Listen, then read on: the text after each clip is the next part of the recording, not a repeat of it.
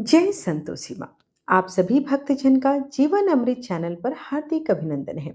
आज हम सुनने जा रहे हैं संतोष और श्रद्धा की देवी माता संतोषी की पावन व्रत कथा। माता संतोषी के व्रत से जीवन में आती है शांति, समृद्धि और सुख का अमृत। जो भी भक्त श्रद्धा और नियम से माता का व्रत करते हैं, उनके जीवन से दुख, दरिद्रता और अशांति सदैव के लिए दूर हो जाती है। तो आइए भक्ति और विश्वास के साथ आरंभ करें संतोषी माता की पावन व्रत कथा। एक गांव में एक बुढ़िया थी जिसके 7 बेटे थे। 6 बेटे कमाने वाले थे और एक बेटा निकम्मा था। बुढ़िया माँ 6 पुत्रों का जूठा 7वें पुत्र को देती। 7वां पुत्र एक दिन अपनी पत्नी से बोला, देखो मेरी माता का मुझ पर कितना स्नेह है। वह बोली, क्यों नहीं, सबका जूठा बचा हुआ तुमको ही तो खिलाती है। वह बोला, जब तक मैं आंखों से ना देखूं मैं नहीं मान सकता। पत्नी ने हंसकर कहा, देख लोगे तो मानोगे ना।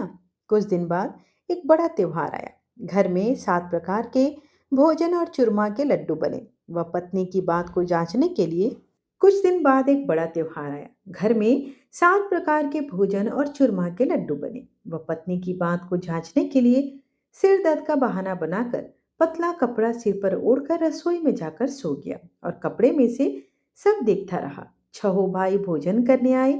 उसने देखा कि माँ ने उनके लिए सुंदर सुंदर आसन बिछाए, 7 प्रकार की रसोई परोसी और आग्रह करके उन्हें भोजन कराती रही। वह देखता रहा।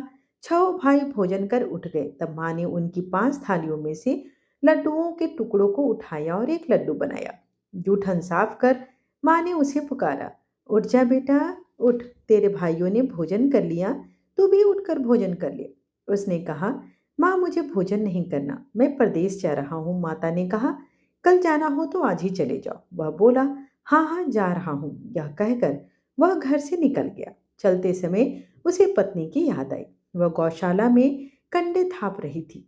वहां जाकर वह बोला, मेरे पास तो कुछ नहीं है, यह अंगूठी है सो ले लो और अपनी कोई निशानी मुझे दे दो। वह बोली, मेरे पास क्या है, यह गोबर भरा हाथ। यह कहकर पत्नी ने उसकी पीठ पर गोबर के हाथ की थाप मार दी। वह चल दिया। चलते चलते दूर देश में पहुंचा। वहां एक साहूकार की दुकान थी। वहां जाकर बोला, सेठ जी मुझे नौकरी पर रख लो। साहूकार को नौकर की सख्त जरूरत थी। साहूकार ने कहा, काम देखकर ही तनख्वाह मिलेगी। उसने कहा, सेठ जी जैसा आप ठीक समझे। उसे साहूकार के यहाँ नौकरी मिल गई। वह वहां दिन रात काम करने लगा। कुछ दिनों में दुकान का लेन देन, हिसाब किताब, ग्राहकों को माल बेचना, सारा काम करने लगा। साहूकार के 7-8 नौकर थे। वे सब चक्कर खा के गिरने लगे, लेकिन उसने अपनी लगन और परिश्रम और ईमानदारी से सभी को पीछे छोड़ दिया। उसे अपने किए का फल भी प्राप्त हुआ। सेठ ने उसके लिए भी काम को देखकर 3 महीने में ही उसे मुनाफे में से साझेदार बना लिया। परिश्रम करते करते 12 वर्ष में ही वह नगर का एक नामी सेठ बन गया और सेठ अपना सारा कारोबार उस पर छोड़कर बाहर चला गया। इधर उसकी पत्नी पर क्या बीती, अब वह बताती हूँ। सास ससुर उसे दुख देने लगे। गृहस्थी का काम करवाकर उसे लकड़ी लेने जंगल में भेजते। इस बीच घर की रोटियों के आटे से जो भूसी निकलती उसकी रोटी बनाकर रख दी जाती और फूटे नारियल की नरेली में पानी दिया जाता था। इस तरह दिन बीतते रहे। एक दिन वह जब जंगल में लकड़ी लेने जा रही थी तो उसे रास्ते में बहुत सी स्त्रियां संतोषी माता का व्रत करते दिखाई दी। यह वहां खड़ी होकर पूछने लगी, बहनों, यह तुम किसकी पूजा कर रही हो? यह कौन सी देवी है और इसके करने से हमें क्या फल प्राप्त होता है? इस व्रत के करने की क्या विधि है? यदि तुम मुझसे कहो तो मैं भी इसे विधि विधान से करूंगी। उनमें से एक स्त्री बोली, सुनो, यह संतोषी माता का व्रत है। इसके करने से निर्धनता, दरिद्रता का नाश होता है, लक्ष्मी आती है, मन की चिंताएं दूर हो जाती है, मन को प्रसन्नता और शांति मिलती है, निपुति को पुत्र मिलता है, प्रीतम बाहर गया हो तो वह शीघ्र लौट आता है, कुंवारी कन्या को मन पसंद का वर मिलता है, चलता मुकदमा खत्म हो जाता है, कलह कलेश की निवृत्ति हो, मुख शांति होती है, घर में धन जमा हो, धन जायदाद का लाभ होता है तथा और भी मन में जो कुछ कामना हो, सब संतोषी माता की कृपा से पूरी हो जाती है, इसमें कोई भी संदेह नहीं है। वह पूछने लगी, यह व्रत कैसे किया जाता है, यह भी बताओ तो बड़ी कृपा होगी। वह स्त्री कहने लगी, बिना परेशानी की श्रद्धा और प्रेम से जितना भी बन सके प्रसाद लेना। 5.25 पैसे से 5.25 आने तथा इससे भी ज्यादा शक्ति और भक्ति के अनुसार गुड़ और चना ले। हर शुक्रवार को निराहार रहकर कथा कहना सुनना, इसके बीच ओम बीच कम नहीं टूटे। लगातार नियम पालन करना ही पड़ता है। सुनने वाला कोई न मिले तो घी का दीपक जलाकर उसके आगे जल के पात्र को रख कथा कहना चाहिए, परंतु नियम नहीं टूटना चाहिए। जब तक कि कार्य सिद्ध न हो, नियम पालन करना और कार्य सिद्ध हो जाने के बाद माता का उद्यापन करना अनिवार्य है। 3 मास में माता पूरा फल प्रदान करती है। यदि किसी के ग्रह खोटे भी हैं तो भी माता 1 वर्ष में अवश्य ही उनको कार्य सिद्धि होने पर ही उद्यापन करना चाहिए, बीच में नहीं। उद्यापन में 2.5 सेर आटे का खाजा तथा इसी अनुसार खीर तथा चने का साग बनाना चाहिए। 8 बच्चों को भोजन कराना चाहिए। जहाँ तक हो सके तो देवर, जेठ, भाई बंधु कुटुंब के लड़के को लेना, ना मिले तो रिश्तेदारों और पड़ोसियों को बुला सकते हो। उन्हें भोजन कराकर यथाशक्ति दक्षिणा देना। माता का नियम पूरा करना। ध्यान रखना, उस दिन घर में कोई खटाई ना खाए। यह सुन वह वहां से चल दी। रास्ते में लकड़ी के बोझ को बोझ दिया और उन पैसों से गुड़ और चना ले माता के व्रत की तैयारी में लग गई। रास्ते में संतोषी माता के मंदिर में जा माता के चरणों में लौटने लगी। विनती करने लगी, माँ मैं दीन हूँ, निपट हूँ, मूर्ख हूँ, व्रत के नियम कुछ नहीं जानती। मैं बहुत दुखी हूँ। हे माता, मेरा दुख दूर कर, मैं तेरी शरण में आया हूँ। माता को दया आई और एक शुक्रवार बीता ही था कि दूसरे ही शुक्रवार को ही उसके पति का पत्र आया। तीसरे शुक्रवार को उसका भेजा हुआ पैसा आ पहुंचा। यह देखकर जेठानी मुंह सिकुड़ने लगी। इतने दिनों बाद इतना पैसा आया, इसमें क्या बड़ाई है। लड़के ताने देने लगे। काकी के पास अब पत्र आने लगे, रुपया आने लगा, अब तो काकी की खातिर बढ़ेगी। अब तो काकी बुलाने से भी नहीं बोलेगी। बेचारी सरलता से कहती, भैया पत्र आए रुपया आए तो हम सबके लिए अच्छा है। ऐसा कहकर आंखों में आंसू भरकर संतोषी माता के मंदिर में जा मातेश्वरी के चरणों में गिरकर रोने लगी। माँ, मैंने तुमसे पैसा नहीं मांगा।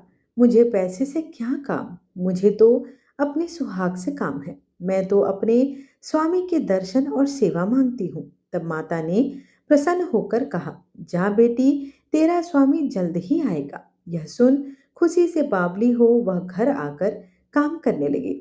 संतोषी माँ विचार करने लगी, इस भोली पुत्री से मैंने कह तो दिया तेरा पति शीघ्र वापस आएगा, पर आएगा कहाँ से? वह तो इसे स्वप्न में भी याद नहीं करता।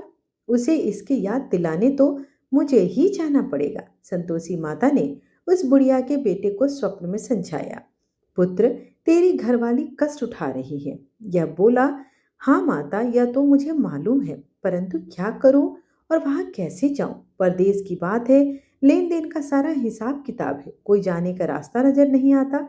आप ही कोई राह दिखाएं। माँ कहने लगी, सवेरे नहा धोकर संतोषी माता का नाम लेकर घी का दीप जलाकर दंडवत कर अपनी दुकान पर जा बैठना। देखते देखते तेरा लेन देन चुक जाएगा, जमा माल बिक जाएगा, सांझ होते होते धन का ढेर लग जाएगा। वह अगले दिन बहुत जल्दी ही उठा और उसने अपने प्रिय मित्र बंधुओं परिचितों से स्वप्न में माता द्वारा कही गई बात को सुनाई। वे सब उसकी बात सुनकर उसकी खिल्ली उड़ाने लगे। वे कहने लगे कि कहीं कभी सपने भी सच होते हैं। एक बूढ़ा व्यक्ति बहुत समझदार था। वो बोला, देखो भाई, मेरी बात मानो, इस तरह साच या झूठ कहने के बदले देवता ने जैसे कहा है वैसा ही करना। तेरा क्या जाता है? बूढ़े की बात मानकर नहा धोकर उसने संतोषी माता को प्रणाम किया। फिर भी घी का दीपक जलाकर दुकान पर जाकर बैठ गया। शाम तक धन का ढेर लग गया और वह हैरान हुआ। मन में संतोषी माता का नाम ले प्रसन्न हो घर जाने के वास्ते गहना, कपड़ा व सामान खरीदने लगा। सब काम से निपट कर अपने घर को वह रवाना हो गया। उधर उसको पत्नी जंगल में लकड़ी लेने गई। लौटते वक्त थक जाने के कारण संतोषी माता के मंदिर में विश्राम करने बैठ गई। यह तो उसका रोज रुकने का स्थान था। धूल उड़ती देख उसने माता से पूछा, हे माता, ये धूल कैसी उड़ रही है? माँ ने कहा, हे पुत्री, तेरा पति आ रहा है। अब तू ऐसा कर, लकड़ियों के 3 बोझ बना। एक नदी के किनारे रख, दूसरा मेरे मंदिर पर और तीसरा अपने सिर पर रख। तेरे पति को लकड़ी का गट्ठर देखकर मुंह पैदा होगा। वह वहां रुकेगा, नाश्ता पानी बनाकर खाकर माँ से मिलने जाएगा। तू लकड़ी का बोझ उठाकर जाना और बीच चौक में गड्ढा डालकर 3 आवाजें जोर से लगाना। लो सासू जी, लकड़ियों का गट्ठा लो, भूसी की रोटी दो, नारियल के खोपड़े में पानी दो। आज कौन मेहमान आया है? संतोषी माँ की बात सुनकर वह बोली, ठीक है माँ, कहकर प्रसन्न मन से लकड़ियों के 3 बोझ बना लाई। एक नदी के तट पर, दूसरा माता के मंदिर पर रखा। इतने में ही मुसाफिर वहां आ पहुंचे। सूखी लकड़ी देख उसको इच्छा हुई कि अब यहीं विश्राम कर ले और भोजन बनाकर भोजन को समाप्त करे। खा पी कर तब गांव चले। इस प्रकार भोजन कर विश्राम कर वह अपने गांव में आ गया। उसी समय बहू सिर पर लकड़ी का गट्ठर ले आई। उसने गड्ढा को आंगन में डाल दिया और जोर से 3 आवाजें निकाली। लो सासू जी, लकड़ी का गट्ठा लो, भूसे की रोटी दो, नारियल के खोपड़े में पानी दो। आज कौन मेहमान आया है? यह सुनकर सास ने अपने दिए हुए कष्टों को भुलाने के लिए कहा, बहू तू ऐसा क्यों कहती है? तेरा मालिक ही तो आया है। बैठ। मीठा भात खाकर कपड़े गहने पहन। पत्नी की आवाज सुनकर उसका स्वामी बाहर आया और उसके हाथ में पहनी अंगूठी देख व्याकुल हो गया। उसने माँ से पूछा, माँ यह कौन है? माँ बोली, बेटा यह तेरी पत्नी है। आज 12 वर्ष हो गए जब से तू गया है, तब से सारे गांव में जानवर की तरह भटकती फिरती है। काम काज तो कुछ करती नहीं, 4 समय आकर खा जाती है। अब मुझे देखकर भूसी की रोटी और नारियल के खपरे में पानी मांगती है। वह बोला, माँ मैंने इसे भी देखा है और तुम्हें भी। मुझे दूसरे घर की चाबी दो, मैं उसमें रहूंगा। ठीक है बेटा, जैसा तेरी मर्जी, कहकर माँ ने चाबी का गुच्छा बेटे के सामने रख दिया। उसने दूसरे घर को खोलकर सारा सामान जमाया। एक ही दिन में वहां राजा के महल जैसा ठाट बाट बन गया। अब क्या था, वह सुख भोगने लगी। अगला शुक्रवार उसने पति से कहा, मुझे संतोषी माता का उद्यापन करना है। पति बोला, बहुत अच्छा, खुशी से कर लो। वह उद्यापन की तैयारी करने लगी। जेठ के लड़कों को भोजन के लिए कहने गई। उन्होंने मंजूर दिया, परंतु पीछे से जेठानी ने अपने बच्चों को सिखलाया कि देखो रे, भोजन के समय सब लोग खटाई मांगना, जिससे उसका उद्यापन कभी पूरा ना हो सके। लड़के भोजन करने आए और खीर पेट भर कर खाई, परंतु बात याद आते ही कहने लगे, हमें कुछ खटाई खाने के दो, खीर खाना हमें नहीं भाता, देखकर अरुचि होती है। लड़के उठकर खड़े हुए, बोले, पैसे लाओ। भोली बहू कुछ नहीं जानती थी, उसने उन्हें पैसे दे दिए। लड़कों ने बाजार जाकर उन पैसों से इमली खरीदी और खटाई खाई। यह देखकर बहू पर माताजी ने कोप किया। राजा के दूत उसके पति को पकड़कर ले गए।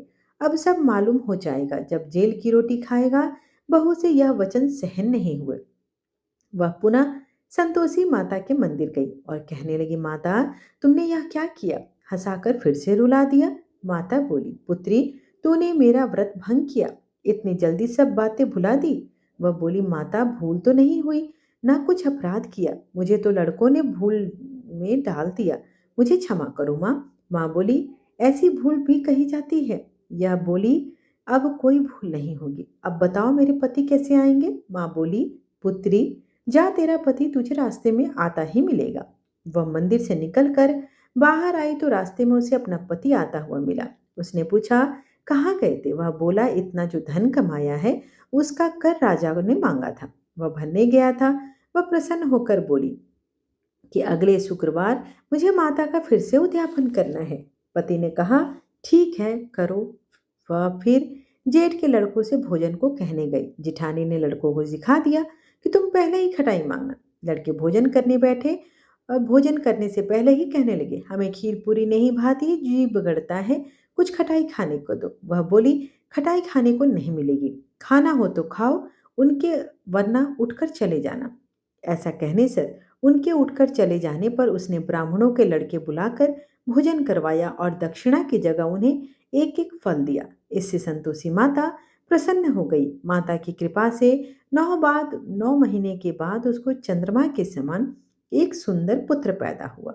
पुत्र को लेकर वह प्रतिदिन संतोषी माता के मंदिर जाने लगी। माँ ने सोचा कि यह रोज आती है, क्यों ना आज मैं इसके घर चलूं, इसका आसरा देखूं तो सही। यह विचार कर माता ने भयानक रूप बनाया। गुड़ और चने से सना मुख, ऊपर से मुंड के समान होठ, उस पर मक्खियां भिनभिना रही थी। दहलीज में पैर रखते ही उसकी सास चिल्लाई, देखो रे, कोई चुड़ैल डाकनी चली आ रही है।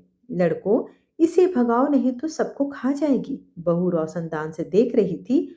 वही प्रसन्न होती, आज मेरी माता मेरे घर आई है।